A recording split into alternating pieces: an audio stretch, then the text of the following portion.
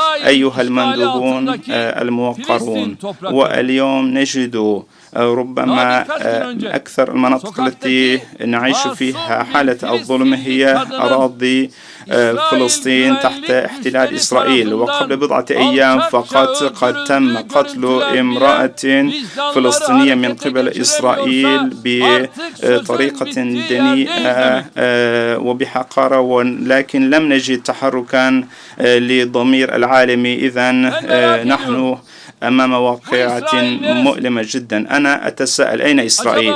أين حدود إسرائيل؟ وأين تشمل أراضي إسرائيل؟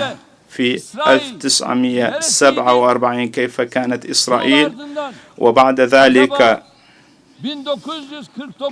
في 1949 وفي 1967 كيف كانت كيف وضع إسرائيل؟ وأين إسرائيل الآن؟ انظروا 1947 إسرائيل هنا كأنها غير موجودة، تكاد تكون غير موجودة.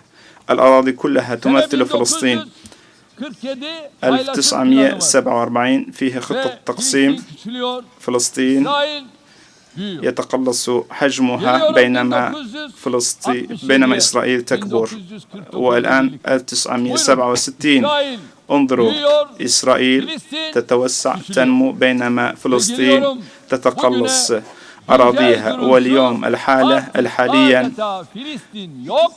أصبحت فلسطين معدومة، أيضا تكاد تكون غير موجودة، بينما الأراضي كلها أصبحت بيد إسرائيل. وإسرائيل الآن تبذل جهودا أيضا الاستيلاء على البقية. فإن مجلس الأمن للأمم المتحدة وأيضا الأمم المتحدة اتخذت قرارات عديدة ضد إسرائيل. هل هي تنفذ؟ لا تنفذ. إذن الأمم المتحدة ماذا تعمل؟ ما دورها؟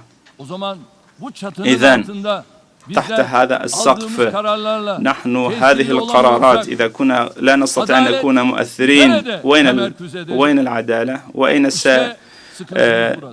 تتمركز العدالة؟ هذه هي مشكلتنا. فإن إدارة إسرائيل أيضا تستمر في أعمالها الاستيطانية الظالمة، وكذلك أعمالها في غزة، وإنها تتصرف بشكل غير مكترث للحقوق الدولي للقانون الدولي، وأيضا تدوس بأقدامها الشرف الإنسانية أيضا. ونحن أيضا موقفنا واضح في هذا الأمر، ونحن نرى أنه يجب أن تقوم دولة فلسطين أيضا على حدود 1967 وعاصمتها القدس الشرقية.